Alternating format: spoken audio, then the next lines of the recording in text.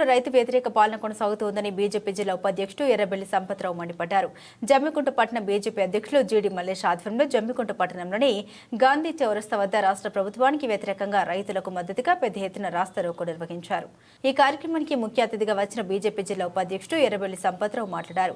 రేవంత్ రెడ్డి ఎన్నికల సమయంలో రైతులకు అనేక రకాల హామీలు ఇచ్చి అధికారంలోకి వచ్చాక వాటిని పూర్తిగా విస్మరించడం జరిగిందని దుయ్యబట్టారు. ముఖ్యంగా ప్రతి రైతుకు 2 లక్షల వరకు ఎలాంటి ఆంక్షలు లేకుండా రుణమాఫీ చేస్తామని చెప్పాడని గుర్తు చేశారు. ముఖ్యమంత్రి హోదాలో దేవుల మీద ప్రమాణం చేసి 2 లక్షల రుణమాఫీ ప్రతి ఒక్కరికి చేస్తారని చెప్పిన ముఖ్యమంత్రి ఇటు రైతుల్ని అటు దేవులను మోసం చేశారని సంపత్రావు చురకలంటించారు. రాష్ట్రంలో వ్యవసాయం రుణం తీసుకున్న 45% మంది రైతులకు మాత్రమే రుణమాఫీ జరిగిందని అన్నారు.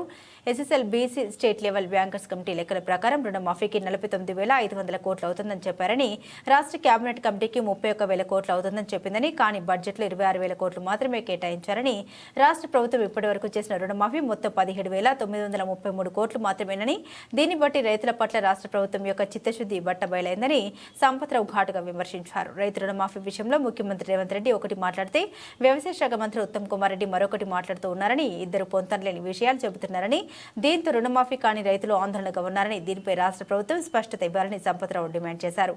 రేవంత్ రెడ్డి ఇచ్చిన మాట ప్రకారం ప్రతి రైతుకు ఎలాంటి ఆంక్షలు లేకుండా 2 లక్షల వరకు రుణమాఫీ చేసే వరకు రైతులకు అండగా భారతీయ జనతా పార్టీ ఉంటుందని, వారి పక్షాన ఉద్యమిస్తుందని తెలిపారు.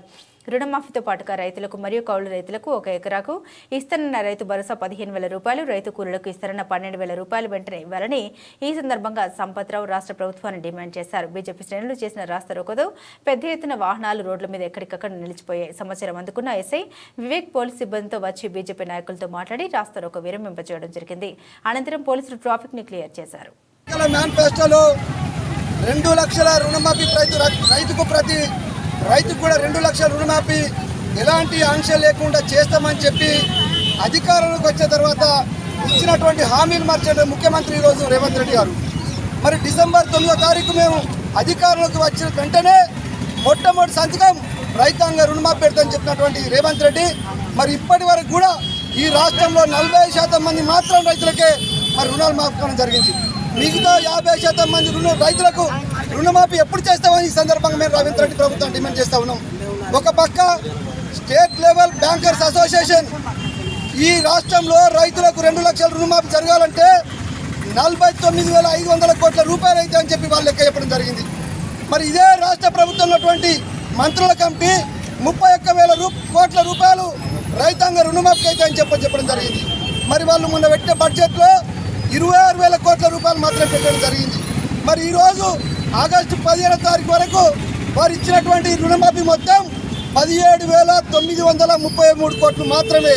మరి దీన్ని బట్టే మనకు అర్థమవుతూ ఉన్నది ఈ ముఖ్యమంత్రి మరి ఒకనాడు చెప్పినటువంటి 31,000 కోట్లు ఎక్కడ పోయినాయి, నువ్వు 26,000 కోట్లు ఏ రకంగా బడ్జెట్లో ప్రవేశపెట్టినావు, ఈరోజు 17,933 కోట్లు మరి ఏ రకంగా మాఫ్ చేసినావో రైతాంగానికి సమాధానం చెప్పాలని చెప్పి నేను డిమాండ్ చేస్తూ ఉన్నాను. మాటలు చెప్పి అధికారంలోకి వచ్చిండు, అవి అమలుకు మాత్రం రాలేదని చెప్తా ఉన్నాడు. మీరు ఇచ్చే దానిలో 1,00,000 రూపాయల దానిలో 40 పైసల మందమే రైతులకు రుణమాఫీ అయింది. అదేవిధంగా 1,00,000 ఏదైతున్నదో దానిని ఒక 30 నుంచి 35 పైసల మందమే. ఇప్పుడు 2 లక్షలు ఆగస్టులో మీరు అన్నారు, అవి ఇప్పటి వరకు 25 నుంచి 30 పైసలు అయినాయో కాలేదో కూడా తెలియడం లేదు. కొరివిలు పెట్టిర్రు, ఆధార్ కార్డు అంటారు, అదేవిధంగా పాస్బుక్లు అంటారు, ఏది లేకుండా కూడా మేము రైతులకు రుణమాఫీ ఇస్తామని చెప్పి అప్పుడు చెప్పిర్రు. ఇప్పటి వరకు అది అమలు కాలేదు. సోనియా గాంధీ పుట్టినరోజు డిసెంబర్ 9వ తారీఖు రోజున ఈ రాష్ట్రంలో ఉన్న ప్రతి రైతుకు 2 లక్షల రూపాయలు మొత్తం రుణమాఫీ చేస్తామని చెప్పి ఈరోజు 3 విడతలు ఒకేసారి చేస్తామని చెప్పి దాన్ని 3 విడతల్లో చేసి ఇప్పటికి కూడా పూర్తి స్థాయిలో రైతులకు రుణమాఫీ కాకుండా రైతులు అభద్రతా భావంతో ఒక దిక్కు పంట సీజన్ కాలం పొలం వేసుకోవాలి, పత్తి పెట్టుకోవాలి అని చెప్పి పంట చేలకు పోవాలా, రైతుకు రుణమాఫీ కాలేదని చెప్పి బ్యాంకు చుట్టూ తిరగాల, ఎక్కడికి పోవాలో అర్థం కాని పరిస్థితి లోపల